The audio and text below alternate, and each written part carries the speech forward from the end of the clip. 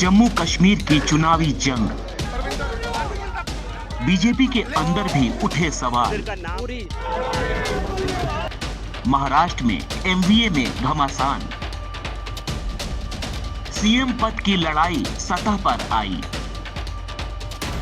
महायुति जीती तो किसको कमान। हरियाणा बीजेपी में क्या चल रहा है। हरियाणा में कांग्रेस में कितना गृह युद्ध। झारखंड में किस गठबंधन में कितने खंड। 4 चुनाव, एक कहानी।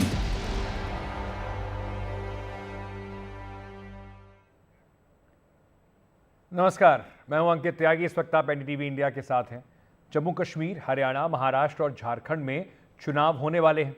इन चारों राज्यों में से 2 में यानी कि जम्मू कश्मीर और हरियाणा में तारीखों का ऐलान भी किया जा चुका है।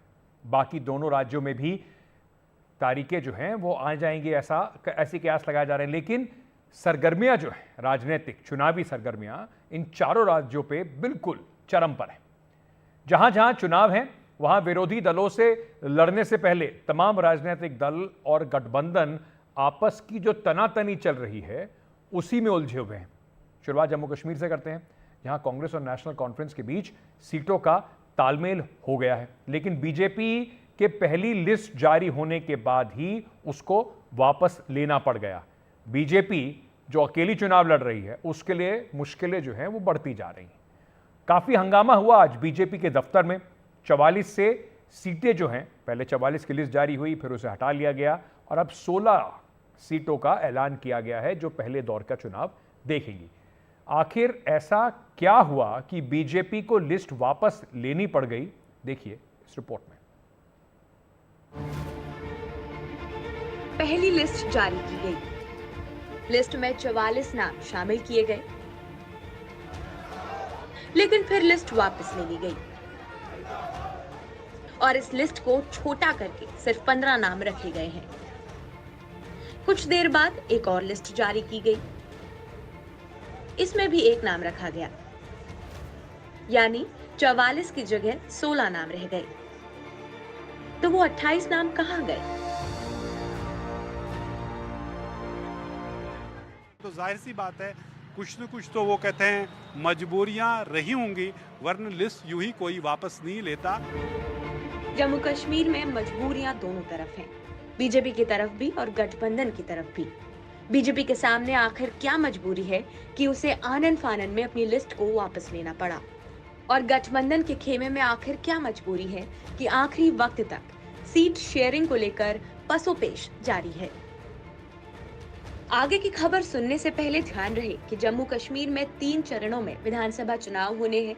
मतदान 18 सितंबर, 25 सितंबर और 1 अक्टूबर को होने जा रहे हैं और कल पहले चरण के नामांकन के लिए आखिरी दिन है। जैसे ही बीजेपी ने उम्मीदवारों की पहली लिस्ट जारी की और ये लिस्ट पार्टी के नेताओं और कार्यकर्ताओं के बीच पहुंची, विवाद शुरू हो गया।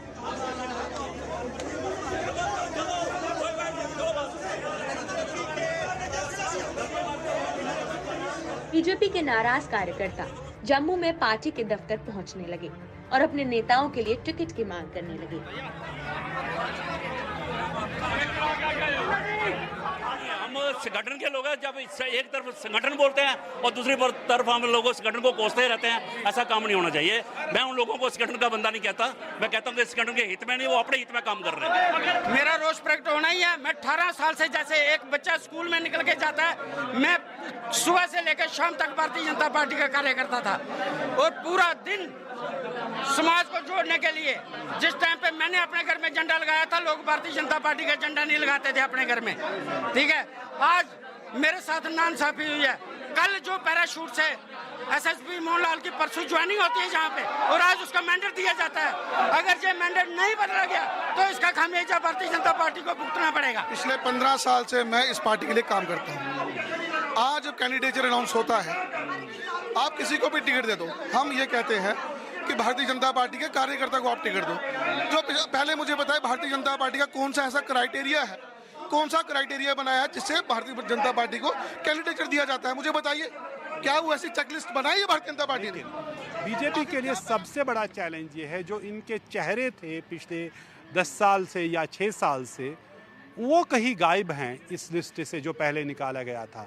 कविंदर गुप्ता बीजेपी के जो डिप्टी चीफ मिनिस्टर रहे, स्पीकर रहे, उसका नाम गायब था।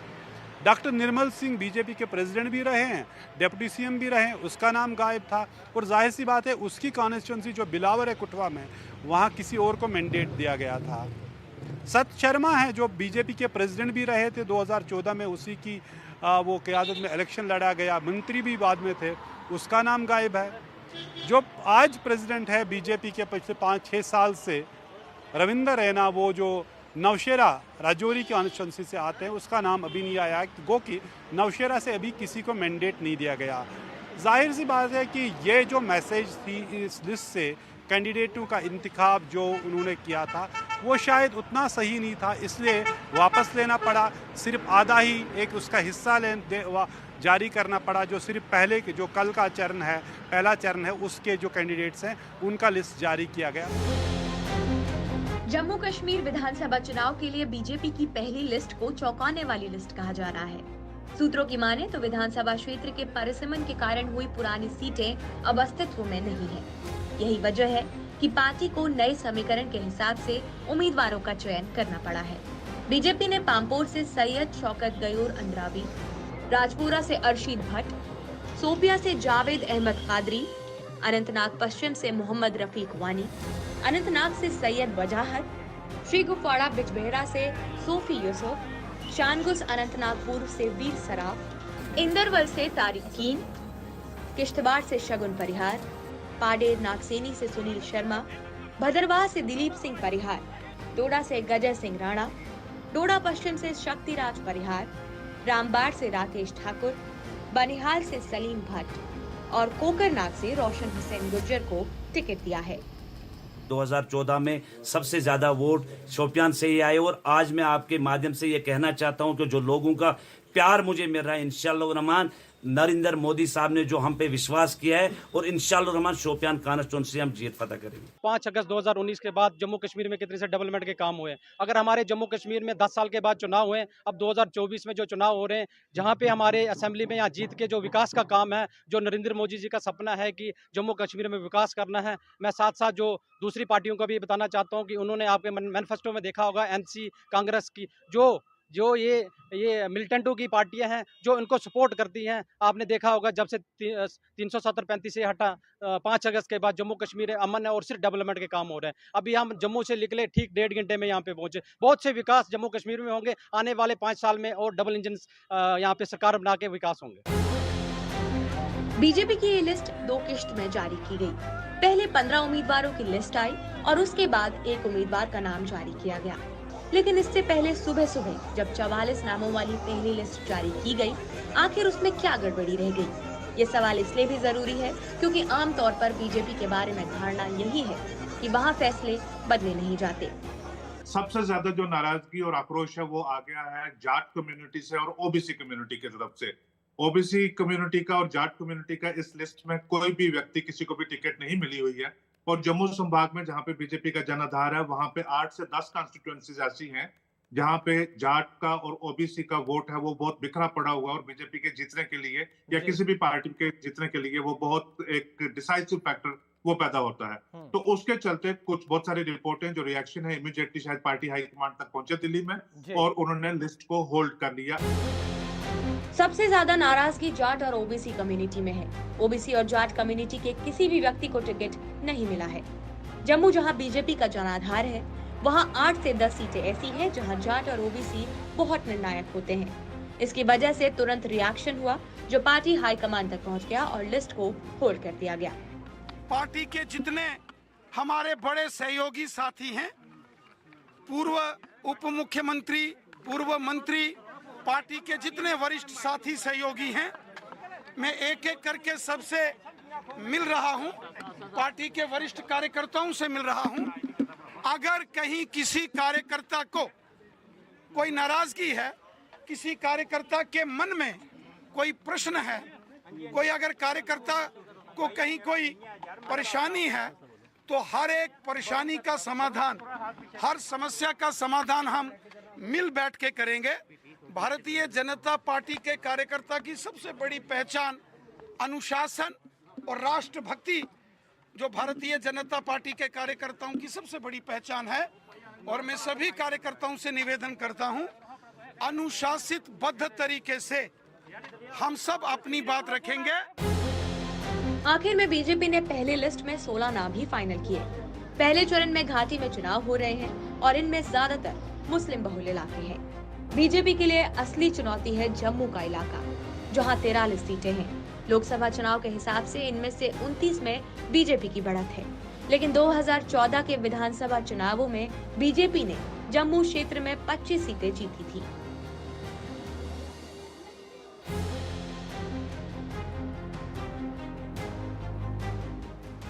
चुनावी मझधार में नाव सिर्फ बीजेपी की ही नहीं बल्कि कांग्रेस और एनसीपी गठबंधन की भी फंसी है। कांग्रेस ने केसी वेणुगोपाल और सलमान खुर्शीद को बातचीत के लिए श्रीनगर भेजा। दोनों नेताओं की फारूक अब्दुल्ला से 2.5 घंटे तक बातचीत हुई। आखिरकार सोमवार को दोनों दलों में सहमति बन गई। नेशनल कॉन्फ्रेंस 51 और कांग्रेस 32 सीटों पर लड़ेंगी। हम दोनों जमातें मिलके उन ताकतों के खिलाफ लड़े जो यहाँ लोगों को बांटने की कोशिश कर रहे हैं, न सिर्फ रियासत में बल्कि सारे मुल्क में। और हिंदुस्तान इंडियन गठबंधन जो है वो बना इसीलिए था कि हम लोग उन फोर्सेस को जो कम्युनल डिवाइड और मुल्क को टुकड़ा करना चाहते हैं उनसे लड़े जाए। आज खुशी की बात है कि हम लोगों ने नेगोशिएशंस पूरे कर दिए हैं और बड़ी ही अच्छे कॉर्डियल एटमॉस्फेयर में हम लोग ने जो है कोऑर्डिनेशन कर दिया है और कांग्रेस और नेशनल कॉन्फ्रेंस इकट्ठे इलेक्शन लड़ेंगे। लेकिन पहले कुछ दिनों तक दोनों दलों में जैसी तनातनी शुरू हो गई थी, उसमें बात बिगड़ने का डर था। जम्मू कश्मीर के बाद महाराष्ट्र लिए चलते हैं, जहां चुनाव की तारीखों का ऐलान तो नहीं हुआ है, लेकिन वहां भी चुनाव को लेकर दावपेच जो हैं वो तेज हो गए। वहां 2 गठबंधन आमने सामने, एक तरफ एनडीए तो दूसरी तरफ सत्तारूढ़ महायुति। दोनों गठबंधन के दल ज्यादा से ज्यादा सीटों पर खुद लड़ना चाहते हैं। वहीं एमवीए में पूर्व मुख्यमंत्री उद्धव ठाकरे चाहते हैं कि उनका नाम का ऐलान एमवीए के मुख्यमंत्री पद के उम्मीदवार के तौर पर कर दिया जाए। महाराष्ट्र में सीट और मुख्यमंत्री पद को लेकर खींचतान पर देखिए हमारे सहयोगी रौनक कुकरे की एक्सक्लूसिव रिपोर्ट। मुख्यमंत्री पदाचा चेहरा कोण? उद्धव ठाकरे होणार का आणखीन कोण होणार?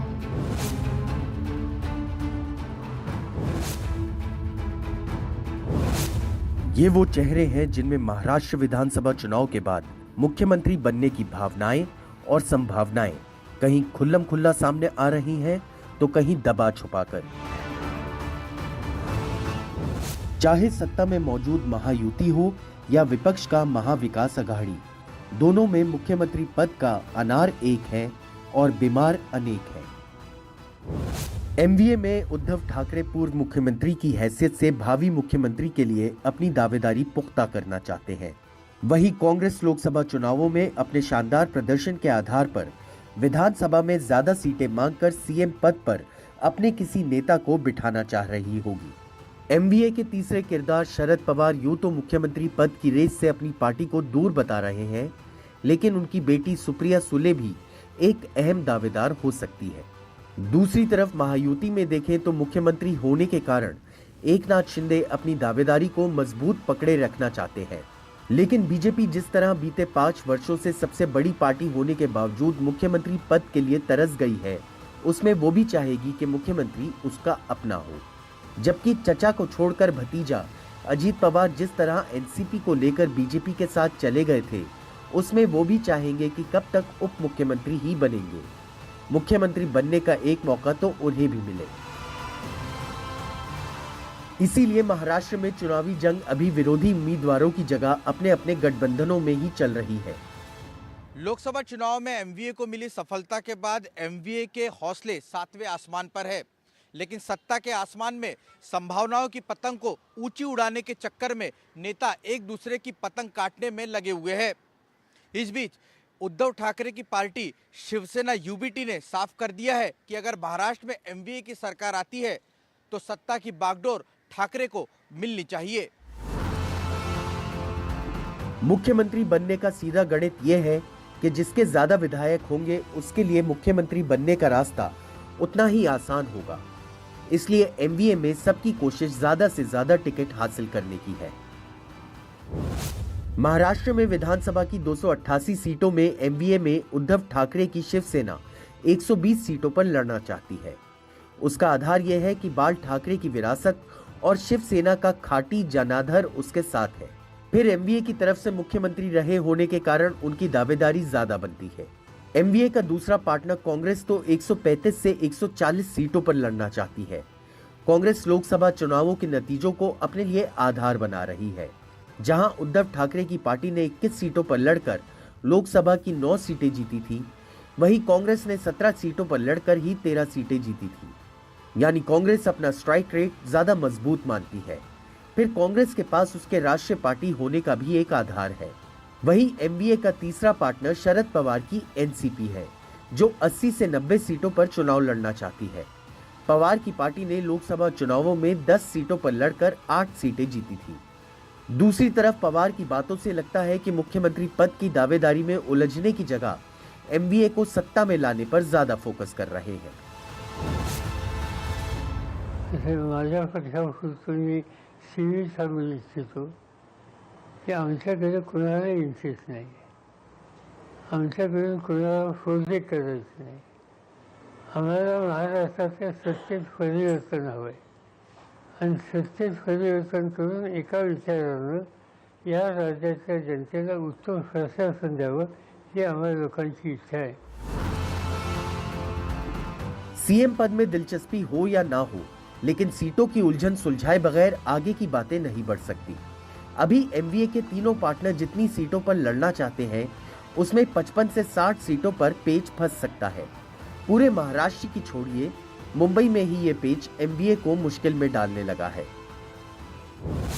मुंबई में विधानसभा की 38 सीटों में उद्धव ठाकरे की शिवसेना 20 सीटों पर लड़ना चाहती है। कांग्रेस 15 से 16 सीटों पर और शरद पवार 7 से 8 सीटों पर, यानी 5 सीटों पर पेच फंसा हुआ है। मसलन बांद्रा ईस्ट वाली सीट कांग्रेस भी चाहती है और उद्धव ठाकरे की शिवसेना भी। उसी तरह चांदी वाली सीट पर भी दोनों की दावेदारी है। जहां उद्धव ठाकरे की शिवसेना ने पिछली बार इस सीट को जीता था, इसीलिए वो दावा कर रही है। वहीं कांग्रेस के प्रदेश कार्यकारी अध्यक्ष नसीम खान अपने लिए ये सीट चाह रहे हैं। खास बात यह है कि बैठक खाने में सीटों को लेकर विवाद बाहर बयानों में भी दिख रहा है। उद्धव ठाकरे की शिवसेना कह रही है कि सब कुछ ठीक हो गया है, लेकिन कांग्रेस कह रही है कि ऐसे कैसे ठीक हो गया है।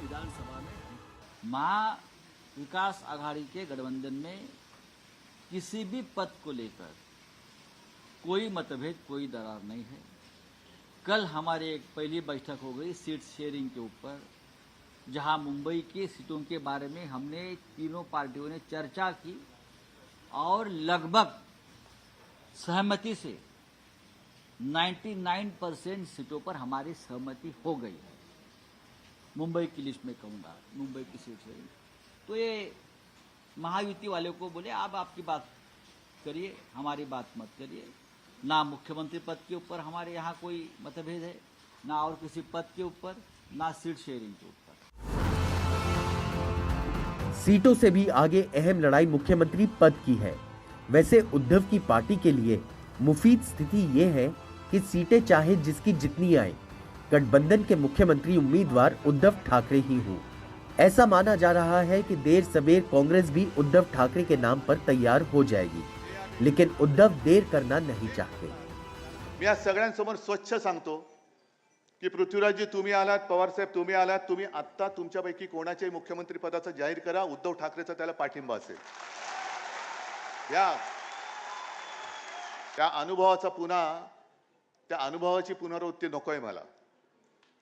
आम्ही 20 वर्ष, 25 वर्ष, 30 वर्ष सेना भाजप युती मग जागा वाटप व्हायचा, मग अशाच बैठका व्हायच्या आणि त्या बैठकांमध्ये जाहीर केलं जायचं की ज्याच्या जागा जास्त येतील त्याचा मुख्यमंत्री।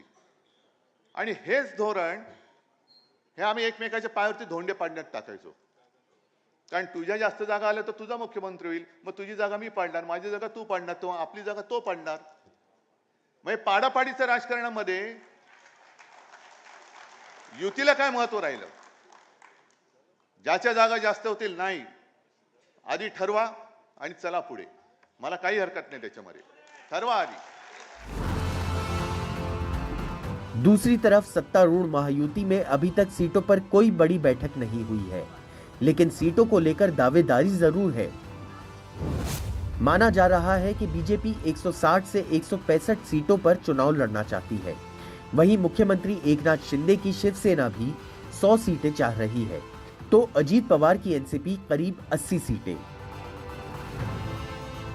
ऐसे में 50 से 55 सीटों पर पेच फंस सकता है। रही बात मुख्यमंत्री की, तो ये चुनाव बाद के लिए टाला जा सकता है। फिलहाल तो सत्तारूढ़ गठबंधन मौजूदा मुख्यमंत्री एकनाथ शिंदे की ही नेतृत्व में चुनावी समर में उतर सकती है। मुंबई से रौनक कुकड़े की रिपोर्ट, एनडीटीवी इंडिया के लिए।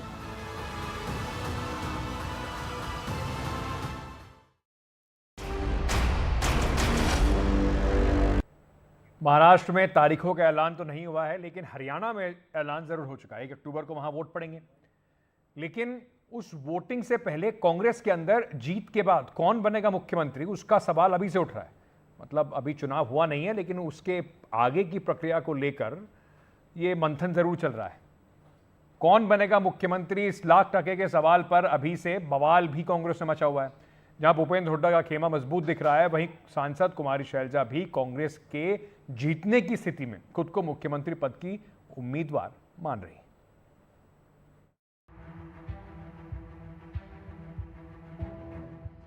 अगर लोकसभा चुनाव ही पैमाना है, तो हरियाणा में बीजेपी और कांग्रेस की लड़ाई 50-50 की है। 10 साल से हरियाणा में लोकसभा को चुनाव बुरी तरह हारने वाली कांग्रेस को इस बार जिस तरह 10 में से 5 सीटें मिली, उससे उसको लगता है कि विधानसभा में बहुत शानदार तरीके से जीत हासिल करेगी। लोकसभा का चुनाव आया, लोकसभा के चुनाव में जो लोगों ने संकेत दिए हैं साफ तौर पे कि 36 बिरादरी मन बना चुकी है कि आने वाली सरकार कांग्रेस पार्टी की होगी। 2019 में हमारी एक भी सीट नहीं थी, अब के 5 सीट हुई। और वोट शेयर जो है, इंडिया अलायंस का वोट शेयर हरियाणा का हाईएस्ट है, 47.62, 47.62। हमारे के बाद तमिलनाडु का है, उसके बाद कर्नाटक का है, और 10 पार्लियामेंट्री कॉन्स्टिट्यूएंसी हैं हमारी। 10 की 10 में बीजेपी का वोट शेयर कम हुआ है, कांग्रेस का वोट शेयर बढ़ा है। कांग्रेस में एक तरफ उत्साह है, तो दूसरी तरफ पार्टी के अंदर रस्साकशी भी है। हरियाणा कांग्रेस में 2 खेमे दिखते हैं। एक तरफ पूर्व मुख्यमंत्री भूपेंद्र सिंह हुड्डा और प्रदेश अध्यक्ष उदय भान है, तो दूसरी तरफ सांसद शैलजा कुमारी और रणदीप सिंह सुरजेवाला है। वहीं कांग्रेस के प्रभारी दीपक बावरिया के बारे में कहा जाता है कि उनका रुझान हुड्डा की तरफ हो सकता है। पार्टी की अंदरूनी घमासान के बीच ही शैलजा कुमारी भी मुख्यमंत्री पद के लिए अपने दावेदारी दिखा रही हैं। सारा मामला वोटों के गणित का है।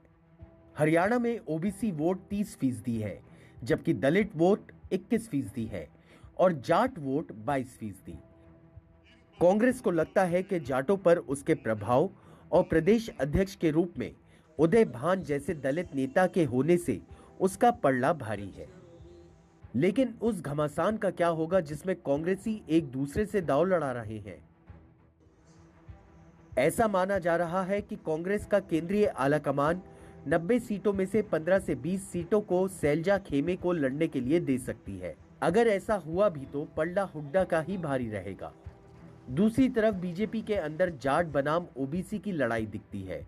बीजेपी ने हरियाणा में ओबीसी नेता नायाब सिंह सैनी को मुख्यमंत्री बनाकर जहां ओबीसी वोट को साधने का प्रयास किया, वहीं बीजेपी के ओपी धनखड़ और कैप्टन अभिमन्यु जैसे जाट नेता खुद को उपेक्षित महसूस कर रहे हैं।